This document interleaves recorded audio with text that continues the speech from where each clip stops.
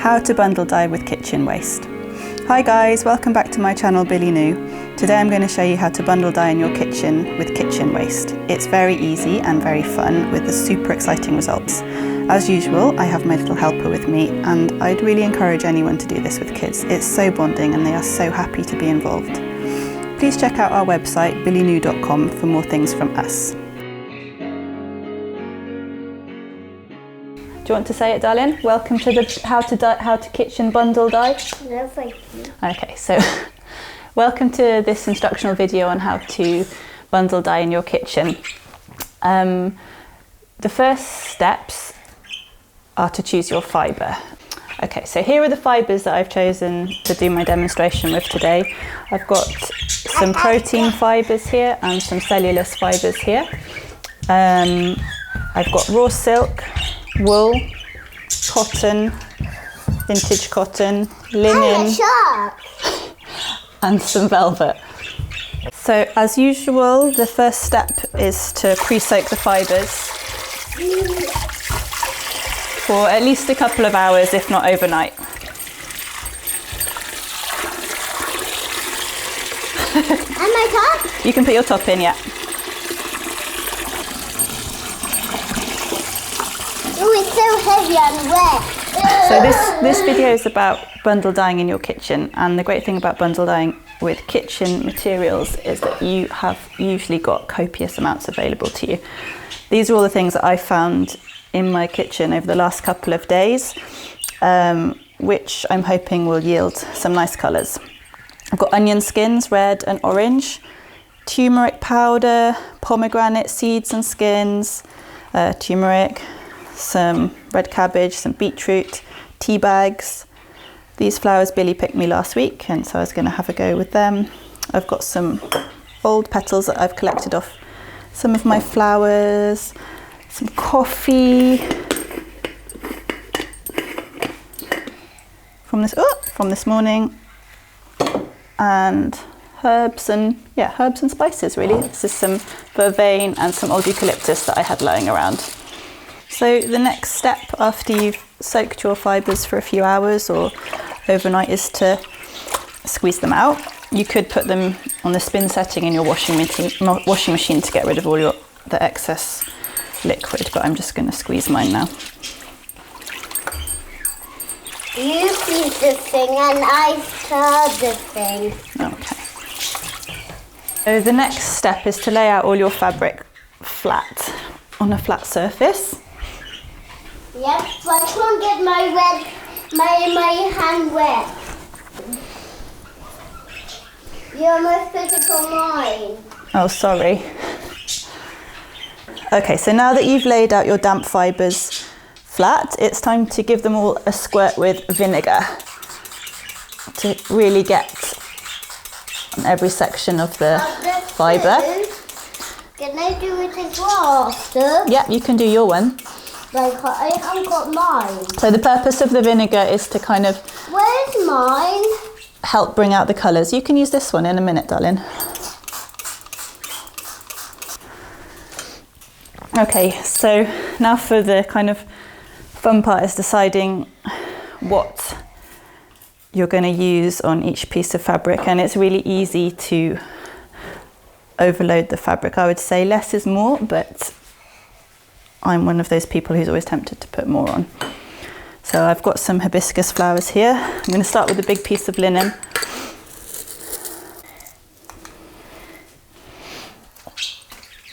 You can already see the colour.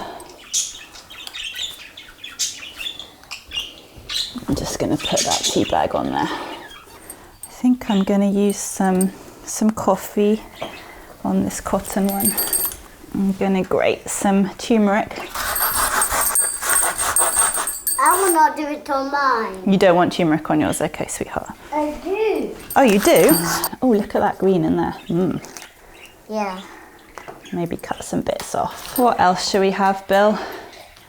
Oh, some onion skins. Yeah. Like I said, this actually is probably good enough to kind of roll up already, but I can't stop because I've still got loads of stuff that I haven't used. Some red onion skins, let's go for that. Those seeds out and squash them on your... Don't eat them. It's my dried flowers. Okay, and what else? One more thing for luck. Well, I've got other things to do as well. I'm just giving everything a good squirt with vinegar again before I roll them all up. So I'm also going to use on the cotton and linen a little bit of iron.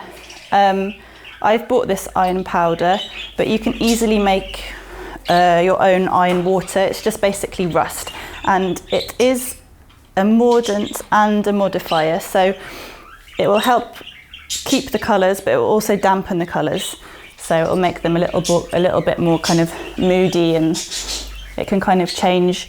For example, pomegranate can change from yellow to kind of black or grey. And a little bit goes a really long way, so you only need a couple of grains. Now we've got all our plant matter laid out. The next step is to roll things up. So there's quite a few ways of doing this. If you've got a batten or a stick, you can just put a batten or a stick there and roll your fibre really tightly around the stick. But I don't have one, so I'm just going to roll my fibre up as tight as possible. Do it really tight, really tight. So then kind of roll it up like that. I've got a big elastic band. Kind of hard to keep them all the bits in. It's really important to do it as tight as you can.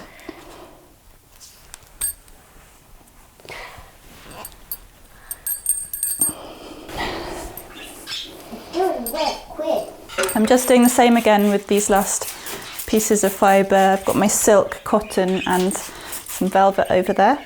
But I'm going to give this a squeeze of lemon.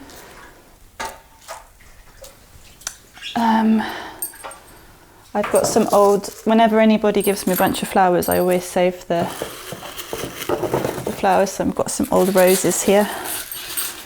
I'm just going to sprinkle. I've actually got some dried indigo leaves left over from my plants last year. I don't know what they'll do in a bundle dye, but I'm going to chuck them in anyway. I can't actually take my own advice and not use everything, so all of them have got a bit of everything in there.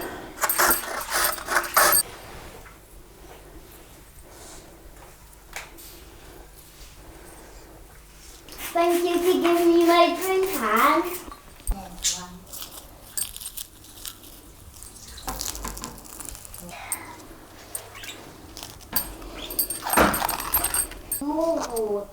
All the other pieces of fabric I've just rolled up, but this one I just decided to try a different technique and fold it over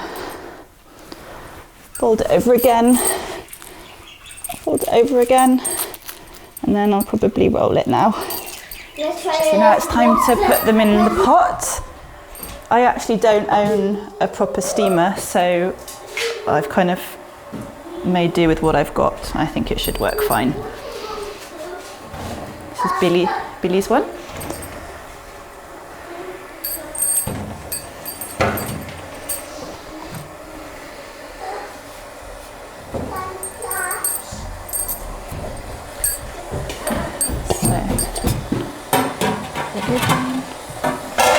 I'm gonna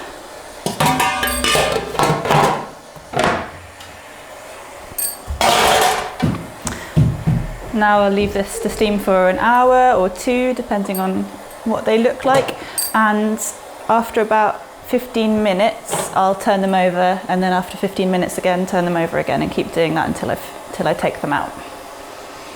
Okay, we're coming back to our makeshift steamer to turn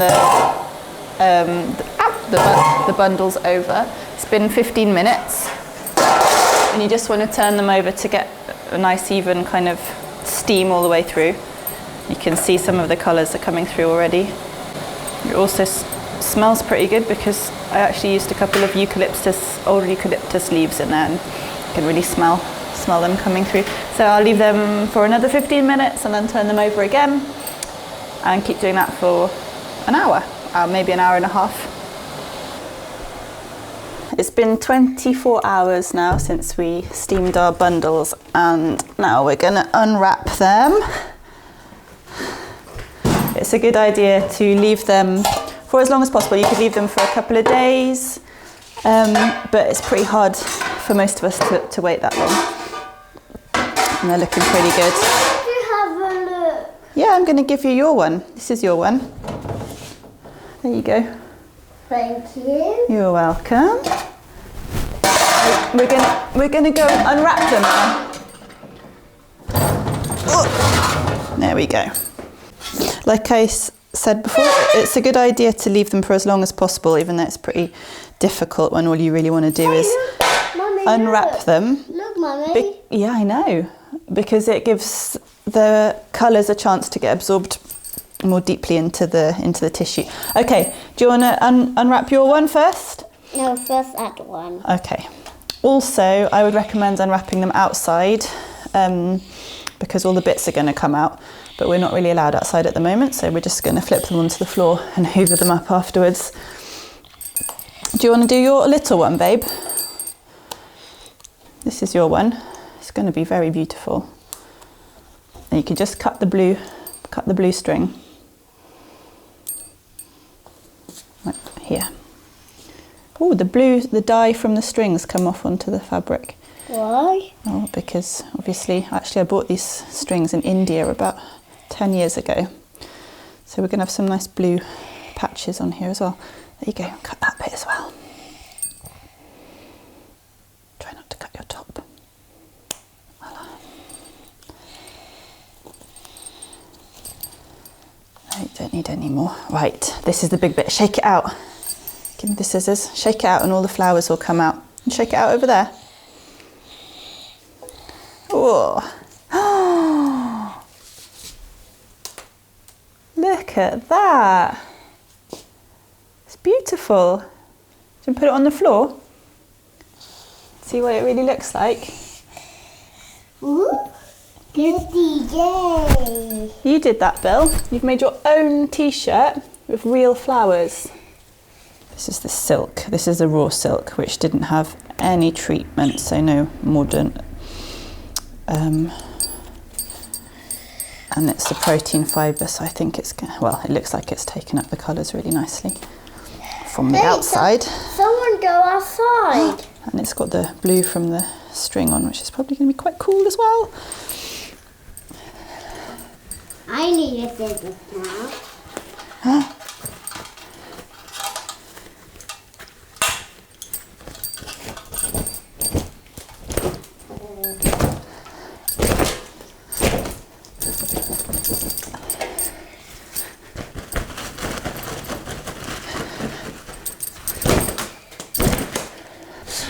You can see that where I sprinkled a little bit of iron powder, the colours have gone a lot, well, nearly black there, dark around there. That's the turmeric, I'm assuming. And then maybe that is probably pomegranate, tea. Anyway, that's one done. This is the other natural fibre, the wool. So it's going to be awesome. Just shake off all the bits. I did put some inside. Oh wow, can you see? I put some onion skins inside. And the orange is really strong there. So probably should have put them on the outside really, but My onions can fall over. and that's going to be really nice. I'll give that, when that's dried, I'll give that another steam My onions can fall over. to get the shape back. And a gentle wash. So that last one was protein. So the wool and the silk are both protein fibres. And then this is the linen. Wow, this one's looking cool. You can put it on your bed. I could put it on my bed. I mean, on my bed. And this one you can put it on your bed. This is so gorgeous. So again, there's the turmeric there, I think. There's lots of hibiscus flowers. Not sure what that is. maybe onion skin it looks like. These are probably pomegranate, the ones that have gone black, because the iron makes the pomegranate go quite black. Some tea. I love this one. So at the moment the fabric's still wet, so the colours are quite vivid. When they dry they'll probably go a shade or two lighter. The other thing to remember is that you don't want to wash your fabric straight away. You want to let it cure for a little while, maybe a week or so, let it dry, and then you'll want to heat steam it to heat set the colours in. So you can just do that with your iron. And then after you've done that, you'll want to give it a wash with some pH neutral soap. And it's important to keep the soap's pH neutral, because a lot of natural dyes are pH sensitive. So if they come in contact with acid or alkaline, they'll change their colour, which can be really cool and is part of the magic. But if you want the colours to stay how you've got them on your fabric right now, it's important to use pH neutral stuff. Should we unwrap that one then? I folded this one differently to the others. I didn't just roll it, I folded it a couple of times and then rolled it. I'm not really sure, they're all pretty random, but might have made a difference to the pattern. And I love this as well. I think that's coffee there.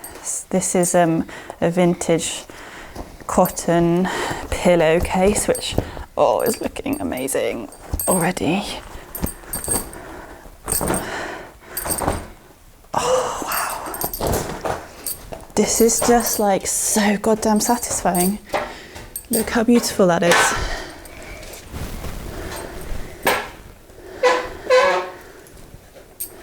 I definitely would want that on my pillow. It's actually a double pillowcase, so you put two pillows in. I'll probably put this up on my website at some point, unless I keep it for myself. Wow, look at this one, Bill. Oh wow, look at yours. Do you want to open it over here? I wanted that one. It's beautiful. And right, you take that end. Ooh, the vinegar's stinging my fingers. So you might want to use gloves if you've got any cuts on your fingers like I have. Here you go. Ready? Oh. This is a cotton scarf, and this is beautiful with the darker bits from the iron again. Oh, can I have that one? Yeah, we need to dry them and wash them first. I haven't the bigger one.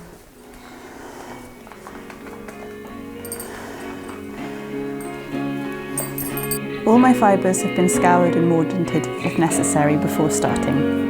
Often protein or animal fibres will work really well with no mordant, and you can watch my other video on soy milk for how to treat your cellulose or plant fibres before dyeing. Please be sensible when using powders and wear gloves and a mask. Thank you for watching this video, and as usual, if you like what you see, please support us by liking, subscribing, commenting and sharing. If you'd like a little more in-depth info, we've also created an ebook on kitchen bundle dyeing, which is available on our website, billynoo.com. So head over there and check that out, and please let me know what you think on the comment section below.